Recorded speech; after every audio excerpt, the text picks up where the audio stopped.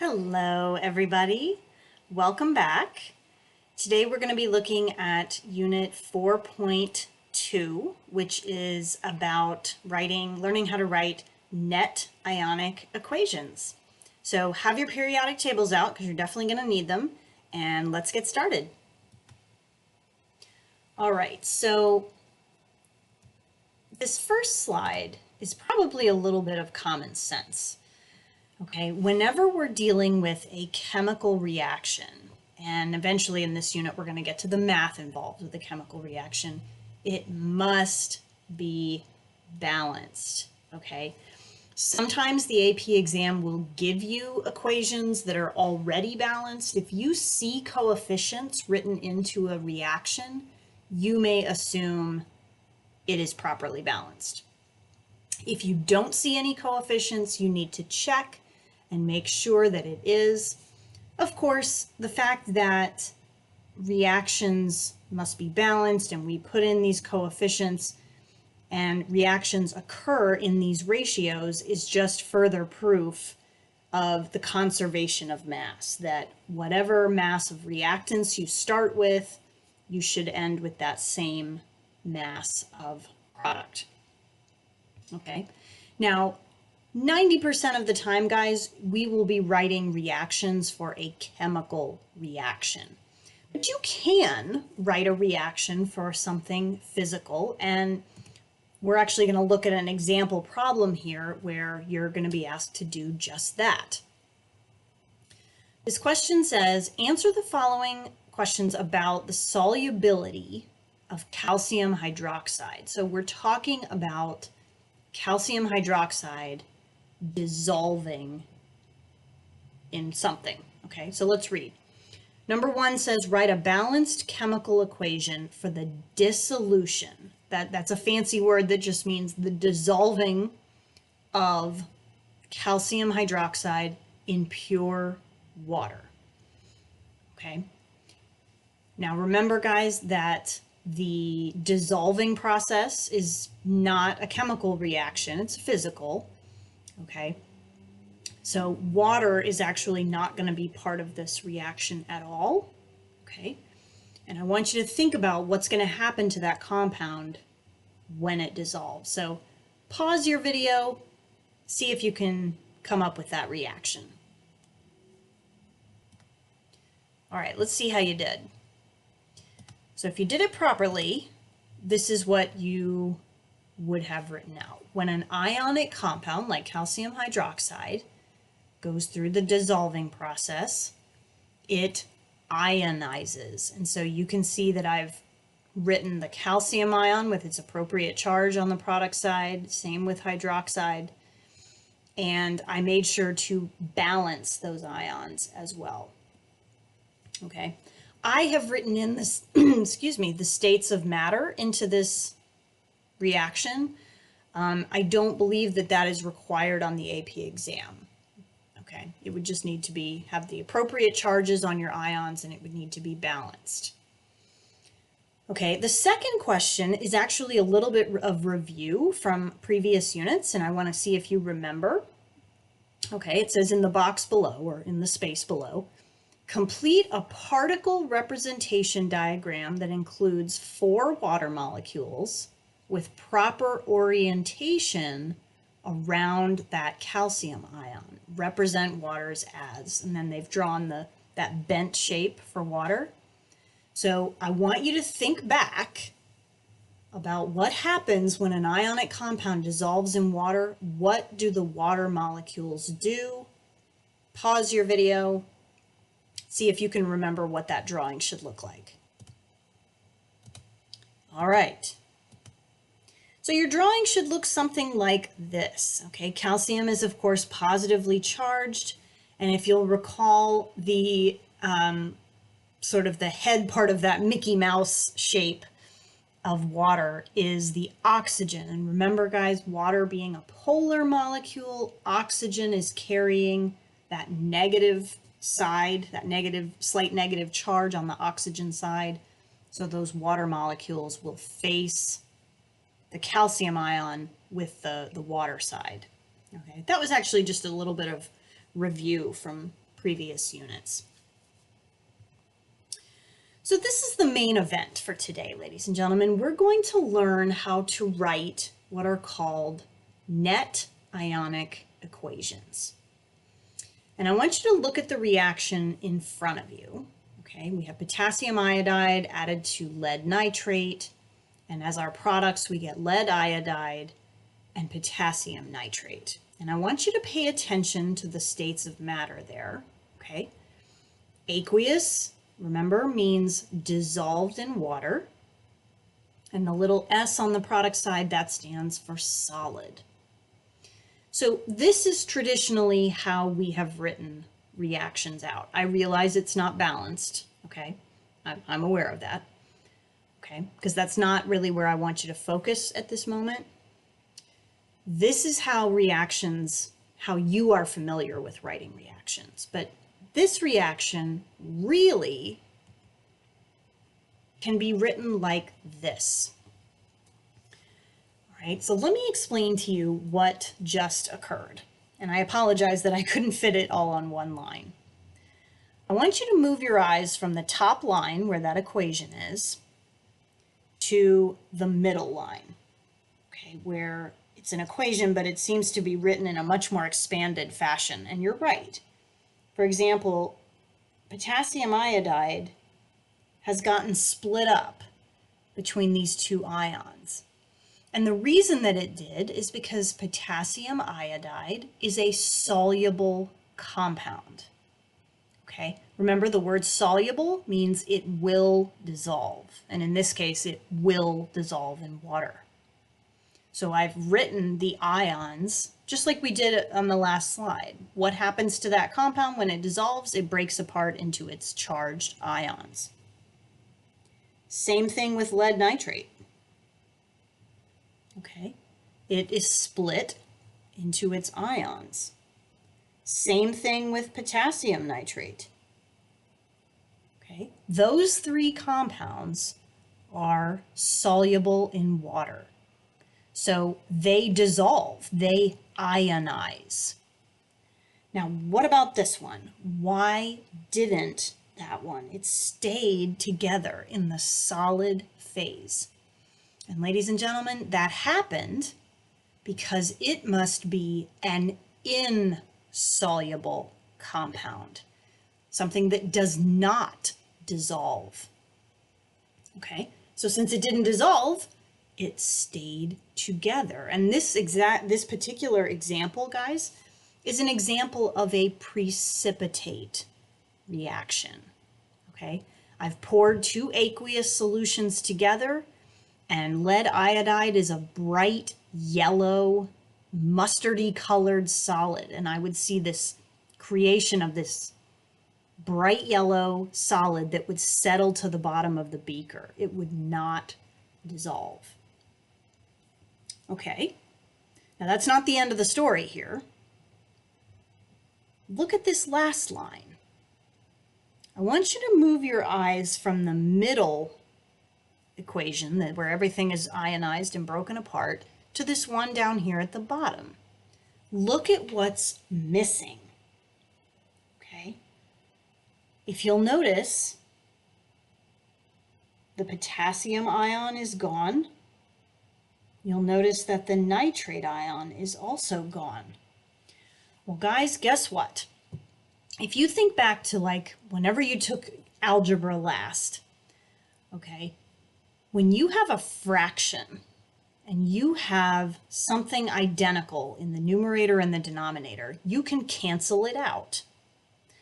Well, chemical reactions are kind of similar. If you have something on the reactants and the product side that is absolutely identical, like K plus and K plus, you can cancel it out.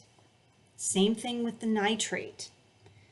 Okay, and these ones that we've canceled out, they have a name.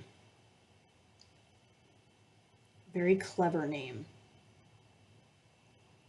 They're called spectator ions. Okay. And it's a clever name because this equation down here at the bottom is sort of like the main event. Okay, I want you to imagine that you are attending a soccer match. Okay, you are a spectator. You're sitting in the stands. Are you playing in the game? No. Okay, well, this is the game. You're not playing in the game, but are you there? Yeah, you're there. You're just not playing in the game. You are a spectator. Those ions that we crossed out, they're present. I don't want you to think that when you cancel them out, it means that they're not there. They are, but they are not participating in what's called the net reaction. Okay, so this equation down here at the bottom is sort of like the main event. Okay, and now I have balanced it properly. Now these three types of equations, they have names. Okay, these reactions that you have been writing since you were in Chem 1, those are called molecular equations. When you think about solubility and you ionize what should be ionized, your soluble reactants and products, you write out what's called a complete ionic equation. When you cancel out your spectators and write whatever is still there, that is called a net ionic equation. Okay, so that's what we're going to practice, learn how to do and practice today. So here's the million-dollar question, ladies and gentlemen. How are you supposed to know what compounds are soluble and what compounds are not? What compounds are soluble and which compounds are insoluble, like that lead iodide? Well, my friends, there's a set of rules, okay?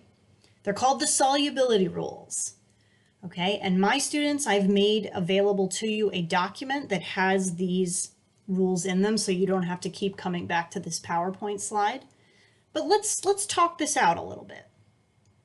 Okay, the AP exam does not expect you to memorize all of these rules. However, the first two that I've highlighted here in green, you should commit to memory. Okay. I think there's 8 or 9 rules here. Again, you should commit these first 2 rules to memory. And this is what they say.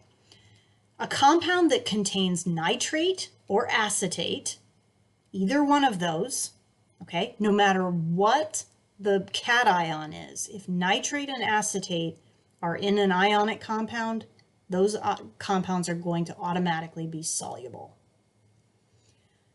Instead, in number 2, it says alkali salts.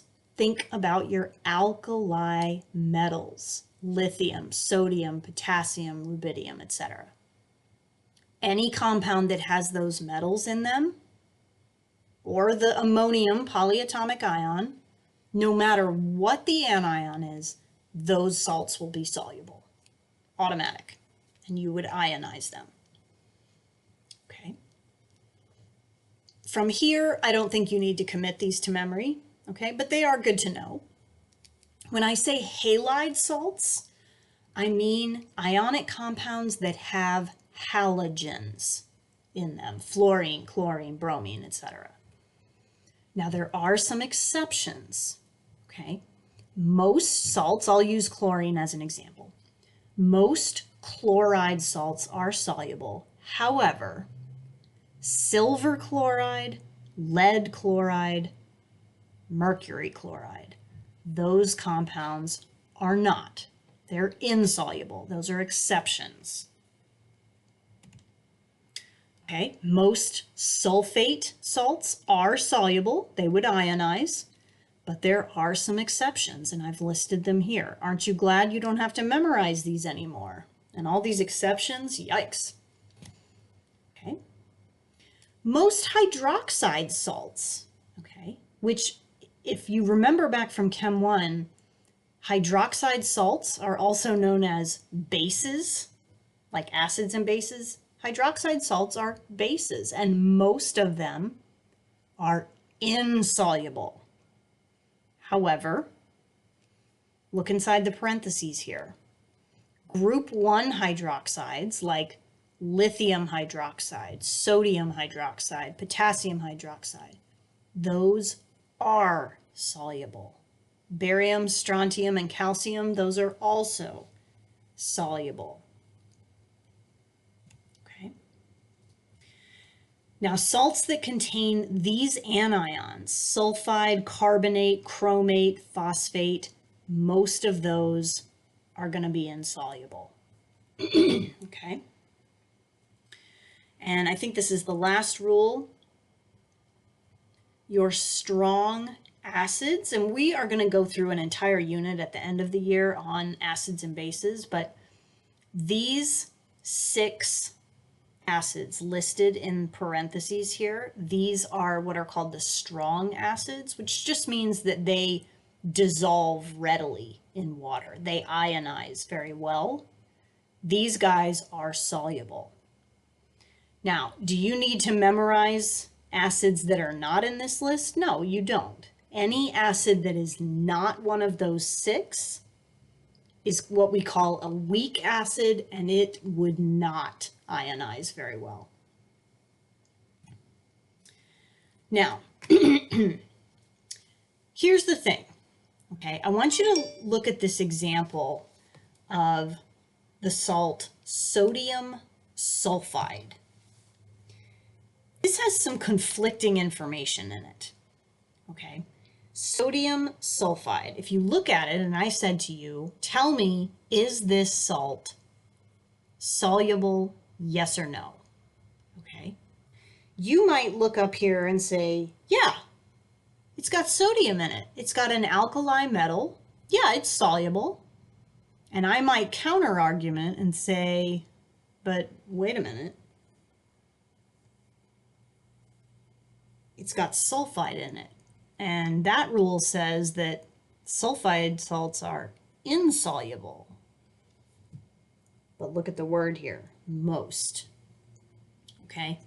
And here's the deal. When you get a salt with conflicting information, okay, the higher rule, the one closer to the number 1, is the dominant rule. Okay? So sodium sulfide is a soluble compound because this rule number 2 supersedes rule number 6. Okay, again, aren't you glad that not only do you not have to memorize these, but these had to be memorized in order? Yikes. Be grateful.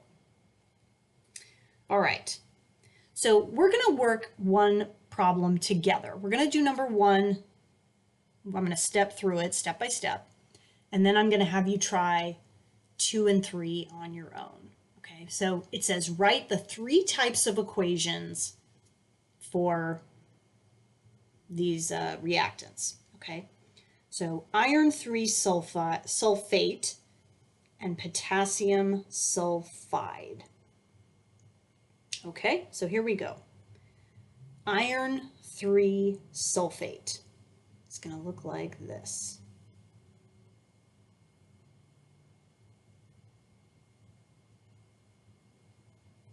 Plus, let me go back, what was it? Potassium sulfide is going to look like this. Okay, so this is coming back to something you did in Chem 1, predicting products. All right, if you're feeling a little rusty on this, let me come back to this problem here. Switch the words. Okay, your reactants are iron 3 sulfate and potassium sulfide. Switch the cation words, and so they get a new partner. So one of my products is going to be potassium sulfate. The other product is going to be iron 3 sulfide. All right, so we just switch the partners there. Okay, so the formula for potassium sulfate is going to look like that. And then iron 3 sulfide. It's going to look like that. Okay, and let's Let's make sure that it's balanced, and it looks like it is not. Let's put a 3 there and a 3 there. Does that fix it? Does that look good? Yes. Okay, so that is my molecular equation. Now it's time to pull out your solubility rules, and we're going to take this compound by compound. We'll start with iron 3 sulfate. Look at your rules and decide if that compound is soluble or insoluble. And I'm going to talk pretty fast through this, so if you want to pause the video to give yourself time to look through those solubility rules, go for it. Okay, but you will find that iron 3 sulfate is soluble because it says sulfate salts are soluble, and there's nothing about iron that's contradicting that. So watch carefully, guys. Watch what I write here. Here's the iron ion and the sulfate ion, and I wrote their charges. Now I'm not quite finished here. How many of those are there? Well, there's 2 irons and 3 sulfates. Okay, let's keep going. Potassium sulfide. So if you want to pause the video and look for yourself, go for it. Potassium sulfide is soluble. I know that it's a little bit contradictory here because potassium group 1 salts are soluble, and it says sulfide salts are insoluble, but remember that the higher rule supersedes. So potassium ion, oops, let me give myself a little bit more space here, and sulfide. Now let's write how many there are. There's 6 potassium ions and 3 sulfide ions. Okay, moving on. Potassium sulfate. Look at your solubility rules. This is definitely a soluble salt for 2 reasons. It's got an alkali metal in it, and most sulfate salts are soluble, so yes, it will dissolve. Okay, and let's write how many there are. 3 times 2 is 6. And then there are, because of that coefficient, there are 3 sulfates. Okay, last one. Iron 3 sulfide. Look at your solubility rules. You will find that that compound is insoluble. It says most sulfide salts are insoluble, and there's nothing special about iron that's like contradicting that. So guys, I'm going to write it exactly as it is. I'm not going to change it in any way because it's insoluble. It's going to stay in the solid phase. So that is my complete ionic equation. Now it's time to start canceling out spectator ions. I see the potassium can go, the sulfates can go, and look at what I'm left with.